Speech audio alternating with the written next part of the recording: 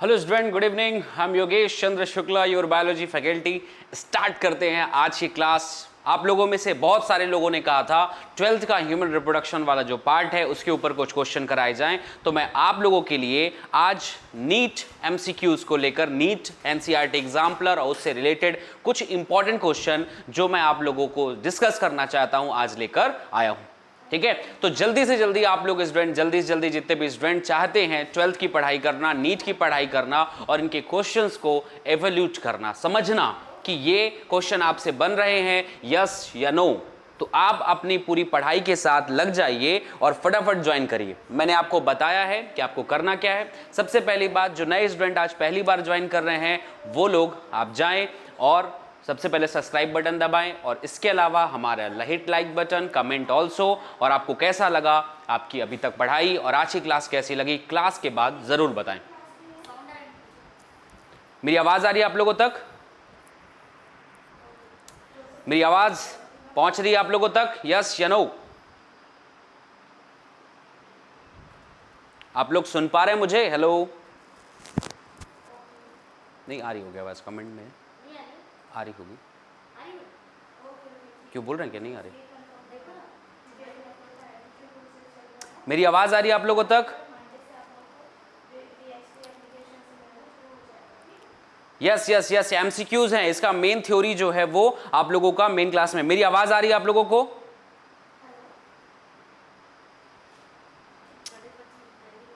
Yes yes yes yes, आ रही है ना? नहीं आ रही मेरी आवाज? ये बहुत सारे लोग बोल रहे हैं। बस बस बस, बहुत बढ़िया, ढेर सारा आशीर्वाद। संकेत यादव जी,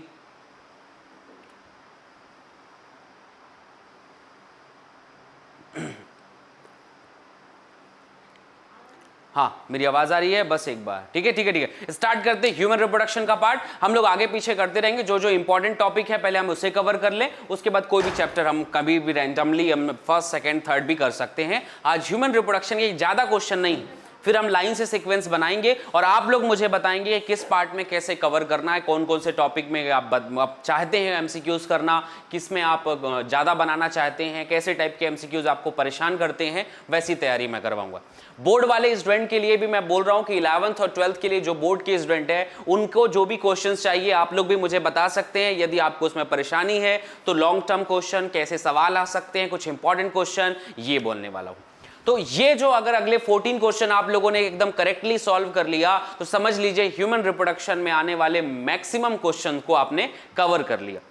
ये मैं ये नहीं कह रहा कि ये ही सवाल आएंगे, लेकिन ये बात है कि इस कॉन्सेप्ट से जुड़े हुए सवाल जरूर आएंगे, ये पक्की बात है। तो इसलिए आप लोगों को यहां पर ध्यान लगाना है। चलिए शुरुआत करते हैं, यहां पर स्टार्ट करते हैं। इंपॉर्टेंट क्वेश्चन, बहुत ज्यादा जरूरी क्वेश्चन है, ध्यान से मेरी बात को सुनना है। ये सबसे ज्यादा जरूरी नीट के क्वेश्चन है, ह्यूमन रिप्रोडक्शन पे आने वाले सबसे जरूरी सवालों में से एक है। आप इन्हें जरूर एकदम ध्यान से पढ़ना है।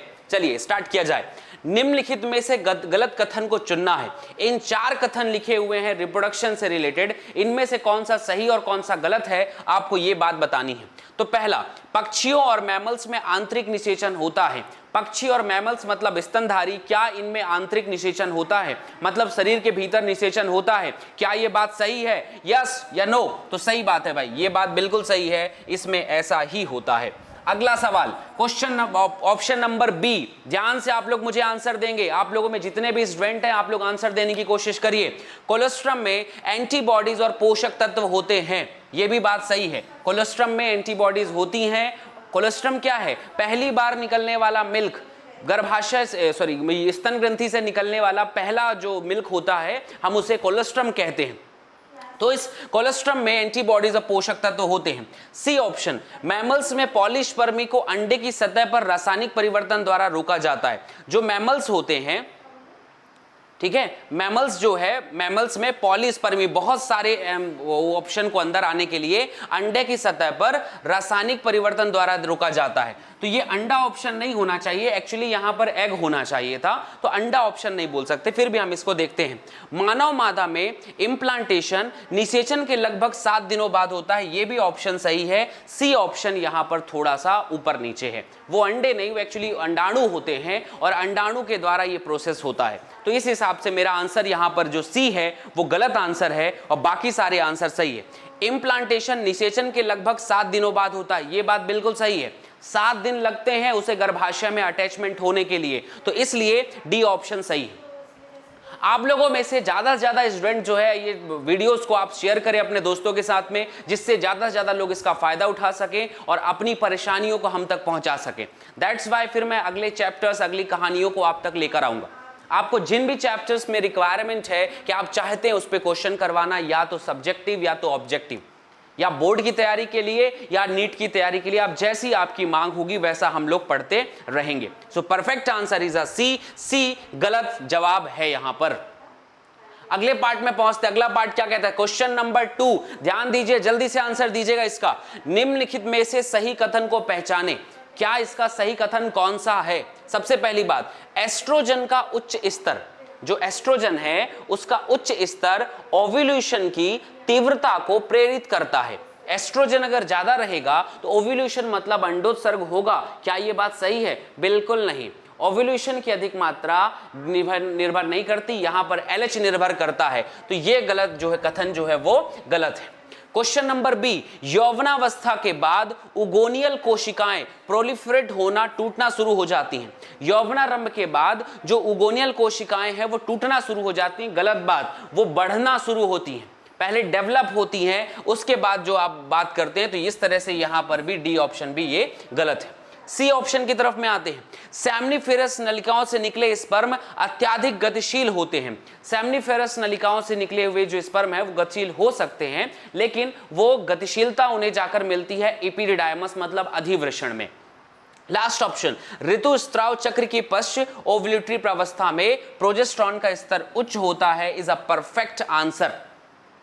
पश्च ओव्यूलेटरी, ओव्यूलेशन के बाद वाली कहानियों में कॉर्पस ल्यूटियम बनता है और कॉर्पस ल्यूटियम की वजह से यहां पर मेंस्ट्रुअल साइकिल में ये ध्यान रखिएगा कि उसमें प्रोजेस्टेरॉन का लेवल टॉप पे रहता है। सो perfect answer is a D. उम्मीद है आप लोग इसे बिल्कुल सही समझ रहे होंगे और इसे बनाने की कोशिश कर रहे हैं।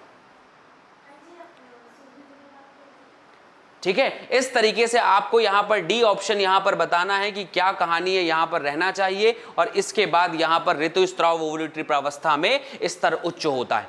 इससे एक बात और याद रखना, कुछ चीजें जो छोटा मोटा आपको मतलब आपके सिलेबस में कभी नहीं रहता है, नहीं पढ़ाया जाता है, लेकिन जब आप क्वेश्चन सॉल्व करते हैं ना तो एक नया कॉन्सेप्ट निकल कर आता है। तो आप लोग उसे अपने नोट्स में ऐड कर ले और ये कॉन्सेप्ट बन गया कि 7 दिनों निषेचन के 7 दिनों बाद इंप्लांटेशन हो जाता है, ये एक डेटा बन गया। तो जहां भी आप ह्यूमन रिप्रोडक्शन वाला पार्ट पढ़ रहे हैं वहां पे स्टार बना के इस बात को जरूर वहां पर आप लोग लिख लें।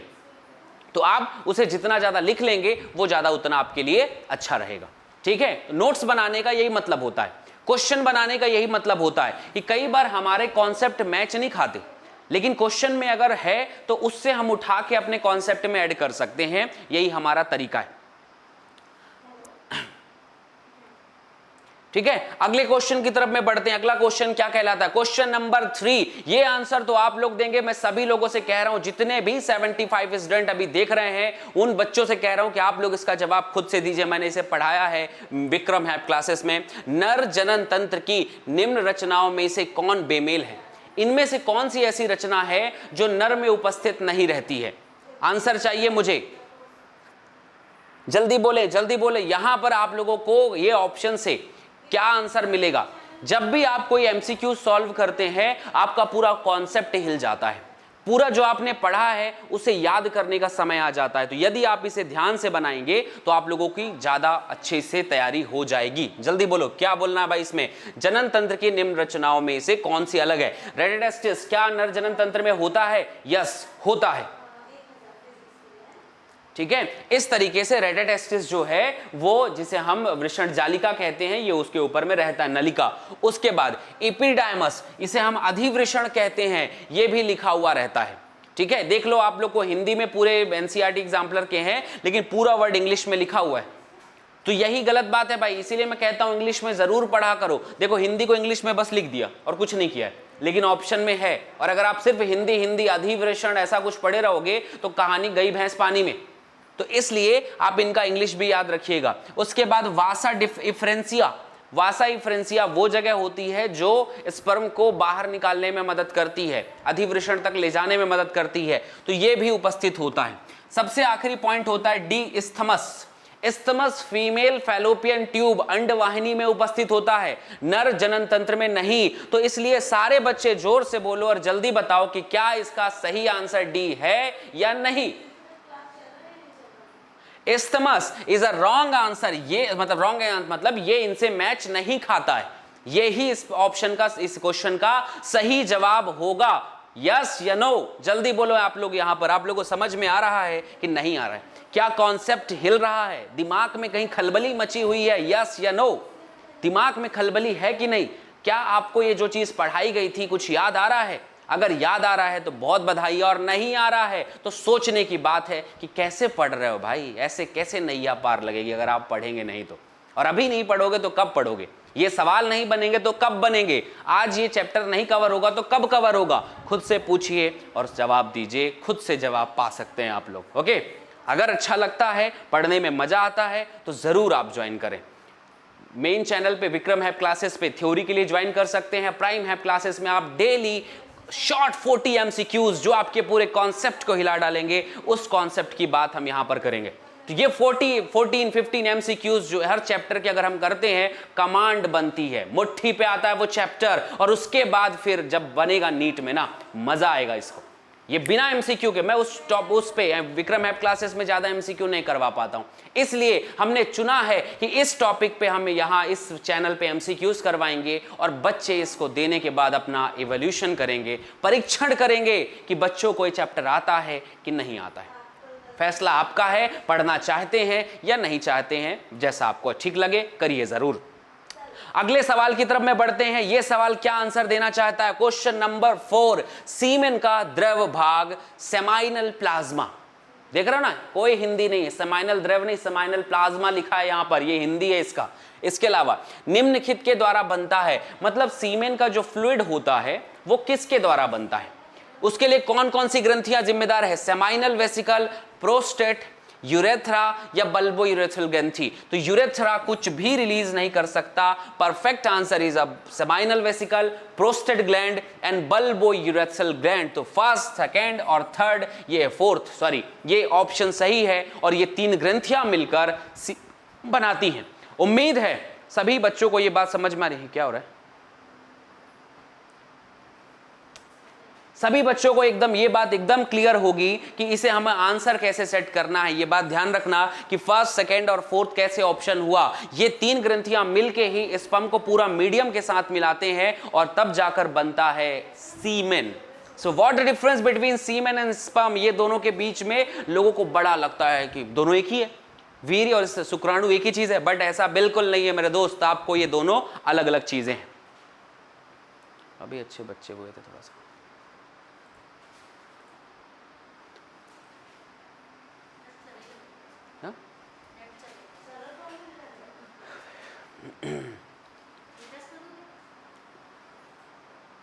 ओके, अगला क्वेश्चन।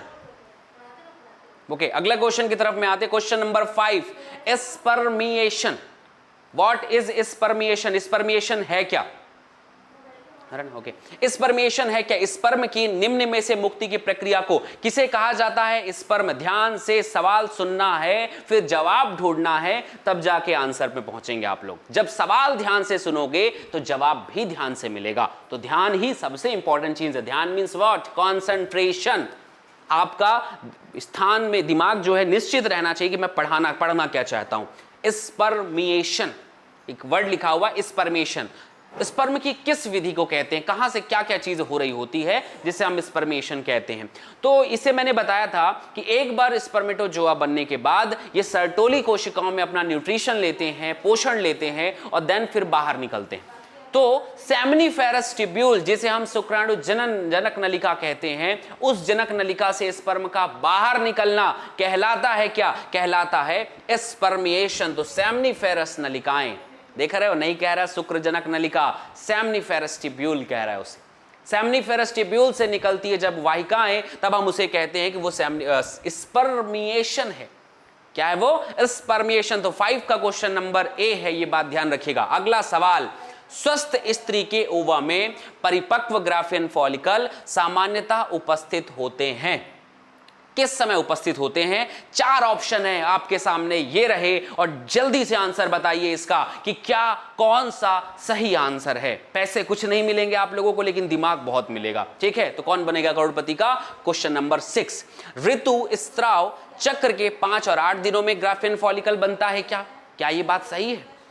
ऋतुस्राव के 11 से 17 दिनों में ग्राफियन फॉलिकल बनता है क्या? क्या यह बात सही है? ऋतुस्राव चक्र के 18 से 23 दिनों में या 24 से 28 दिनों में? आपको पता है ग्राफियन फॉलिकल वाली जो अवस्था है उसे हम पुटकी अवस्था कहते हैं, और यह अवस्था जनरली 5 से 16, 17, 18 या मान लीजिए 14 डेज के बीच में होता है। तो इनमें से चारों में से सबसे सटीक आंसर जो होगा वो 5 से 8 नहीं, बी होगा। 11 से 17 दिनों के बीच में यह दिखाई दे सकता है। थोड़ा बहुत आगे पीछे मान लो, चारों ऑप्शन में सही निकालना है। आपने पढ़ा क्या है वो अलग चीज है, लेकिन इन 4 ऑप्शन में सबसे मोस्ट अप्रोप्रिएट आंसर कौन सा है? तो correct option is a B option. उम्मीद है आप इससे मैच कर रहे होंगे। आपको ये आंसर समझ में आ रहा है ना? Perfect answer is a B. बोलो यस या नो। आपको ये बात क्लियर लग रही है, हाँ या ना? आंसर देना है भाई, बिना आंसर दिए काम नहीं चलेगा। आप लोगों को सिर्फ यहां पर मूक दर्शक बने रहेंगे अगर, तो समझ में कैसे आएगा? ठीक है, जब आप बोलेंगे तभी तो लोगों को बात समझ में आएगी और तभी आप लोगों को लगेगा कि हाँ मुझे आता है कि नहीं आता है। अगर आप सिर्फ ये बोर्ड या मुझे या टी शर्ट या ऐसा कुछ, ये पेन, ये इनको देखने आए हैं तो फिर क्या मतलब बैठने का? क्वेश्चन का आंसर देना है, तभी सटीक आंसर, तभी सटीक मतलब निकलेगा अच्छी क्लास का। अगले क्वेश्चन की तरफ में बढ़ते हैं। सवाल आप लोग देंगे, स्पर्म की एक्रोसोमल क्रिया इसके कारण होती है। स्पर्म के सबसे ऊपर वाला जो हेड वाला पार्ट है वहां पर एक्रोसोम है। एक्रोसोम डिफरेंट टाइप के केमिकल्स को भरकर रखा हुआ है, और वो सारे केमिकल जिम्मेदार हैं फर्टिलाइजेशन, निषेचन के लिए। तो ये क्यों जरूरी है, वो चीजें क्यों जरूरी है? इसकी ओवा की जोना पेलिसिडा के साथ संपर्क करने के लिए। क्या ये सही बात है? मादा के यूटेराइन वातावरण में क्रियाओं के लिए, नर के एपिडाइमस वातावरण में क्रिया करता है, या यूटेरस के एंड्रोजन में उत्पादन। तो ये 3 ऑप्शन गलत हैं। ओवा की जोना पेलिसिडा के साथ संपर्क साधना है उसे, जोना पेलिसिडा को भेदना है। जोना पेलिसिडा को जब भेदेगा तभी तो स्पर्म ओवा के अंदर एंट्री करेगा और निषेचन हो पाएगा। तो जब भी जोना पेलिसिडा के अंदर जाने की कोशिश करेगा कोई शुक्राणु, उसे जरूरत पड़ेगी एक्रोसोम की, और वो होता ही इसीलिए है, टॉप पे हेड होता ही इसलिए है ताकि वो ओवा को ऐसा फोड़ सके, अंदर एंट्री मार सके, उसकी जोना पेलिसिडा के साथ संपर्क करने के लिए। सो perfect answer is a A answer. Question number 8 क्या कहता है? ध्यान से मेरी बात को सुनिए। क्वेश्चन नंबर 8, निम्न में से कौन नर की सहायक ग्रंथि नहीं है? इनमें से ऐसी कौन सी ग्रंथि है जो मेल रिप्रोडक्टिव सिस्टम में एब्सेंट होती है या नहीं पाई जाती है? तो आंसर नंबर क्या होगा? सेमाइनल वेसिकल है या नहीं? बिल्कुल है, 2 की संख्या में है, बहुत सारे केमिकल रिलीज करती है। एम्पुला उपस्थित था? बिल्कुल नहीं। एम्पुला प्रेजेंट है फीमेल बॉडी की अंडवाहिनियों में। बाकी प्रोस्टेट भी एक ग्रंथि है जिसकी संख्या 1 होती है। बल्बोयूरेथ्रल ग्रंथि भी 2 की संख्या में उपस्थित रहते हैं। ये लुब्रिकेंट रिलीज करते हैं, स्नेहक रिलीज करते हैं जो क्वाइटस को, जो सेक्सुअल इंटरकोर्सेस को अच्छे मूवमेंट में कन्वर्ट करने में स्नेहक की तरह काम करता है। सेमिनल वेसिकल एंड प्रोस्टेट तो उपस्थित रहता ही। तो सही आंसर यहां पर क्या होगा? B option is a wrong answer. B option इस टॉपिक से मिलता जुलता बिल्कुल भी नहीं है। तो क्वेश्चन नंबर 8 का बी ऑप्शन। ये आंसर बच्चे मुझे आप लोगों से चाहिए। ध्यान से जल्दी आपको मुझे इसका आंसर आपको बताना पड़ेगा। आंसर क्वेश्चन क्या कहता है? अपरिपक्व नर जर्म कोशिका, अब परिपक्व जो अभी परिपक्व नहीं हुई है, ठीक है, नर जर्म कोशिका मतलब स्पर्मेटोगोनिया। स्पर्मेटोजेनेसिस की प्रक्रिया कौन सा विभाजन द्वारा विभाजित होकर स्पर्म उत्पन्न करती है? इस संदर्भ में विकल्प चुनिए। सही बात है, स्पर्मेटोगोनिया जो है वो आगे जाकर स्पर्म का निर्माण करेगी। इसके लिए वो क्या क्या नियमों को पालन कर रही है? ध्यान से सुनिए। स्पर्मेटोगोनिया में 46 क्रोमोसोम होते हैं। क्या ये बात सही है? होते हैं, इनमें सदैव अर्धसूत्री विभाजन होता है। क्या ये बात सही है? बिल्कुल नहीं। सब पहले ये अर्ध समसूत्री विभाजन करता है और बाद में जाके अर्धसूत्री विभाजन करता है। शुरुआती विभाजन तो समसूत्री होता है ना मेरे दोस्त, तो समसूत्री विभाजन है, अर्धसूत्री अभी नहीं। ओके, अगला सवाल, question number point number B, प्राथमिक स्पर्मेटोसाइट मियोटिक मतलब अर्धसूत्री कोशिका विभाजन द्वारा विभाजित होते हैं। क्या यह बात सही है? बिल्कुल। जो प्राथमिक स्पर्मेटोसाइट है इनका जो विभाजन है वो अर्धसूत्री विभाजन कहलाता है। द्वितीयक स्पर्मेटोसाइट में 23 क्रोमोसोम होते हैं और वो द्वितीय मियोटिक विभाजन से गुजरते हैं, तो ये ऑप्शन भी सही लग रहा है। स्पर्मेटोजोआ स्पर्मेटिड में परिवर्तित हो जाते हैं, तो ये ऑप्शन गलत है। तो ये दो ऑप्शन में आपको सही ढूंढना है। प्राथमिक स्पर्मेटोसाइट मियोटिक कोशिका विभाजन, मियोटिक मतलब अर्धसूत्री कोशिका विभाजन द्वारा विभाजित होते हैं, और द्वितीयक स्पर्मेटोसाइट 23 क्रोमोसोम होते हैं और यह द्वितीय मियोटिक विभाजन से गुजरते हैं। तो इसमें से को दोनों ऑप्शन सही है। ये एनसीईआरटी एग्जाम्पलर के पॉइंट हैं और इसमें दो आंसर भी सही हो सकते हैं, इसमें कोई डाउट नहीं है, दोनों ऑप्शन सही है। ये ट्रिक क्वेश्चन हो सकता है, यहां पर आपका ध्यान लगाया जा सकता है कि बी और सी दोनों ऑप्शन सही हैं। ठीक है, बी और सी दोनों ऑप्शन सही है। अगला क्वेश्चन, क्वेश्चन नंबर 10 क्या कह रहा है? ध्यान से मेरी बात को सुनो। क्वेश्चन नंबर 10, क्वेश्चन नंबर 10 क्या कह रहा है? देखो इधर पे, निम्नलिखित में से मतलब इनमें से सेट करो उनके कौन सा मेल है, सही विकल्प बताना है। स्पर्म का हेड मतलब सिर के पास में क्या पार्ट होता है? सिर में होता है हमेशा क्या? एंजाइम होता है, स्पर्म की गतिशीलता होती है, ऊर्जा होता है, जेनेटिक पदार्थ होता है। तो सिर में होता है हमेशा जेनेटिकल पदार्थ, आनुवांशिक पदार्थ, जेनेटिकल मटेरियल। एक्रोसोम होता है हमेशा एंजाइम प्रेजेंट रहता है।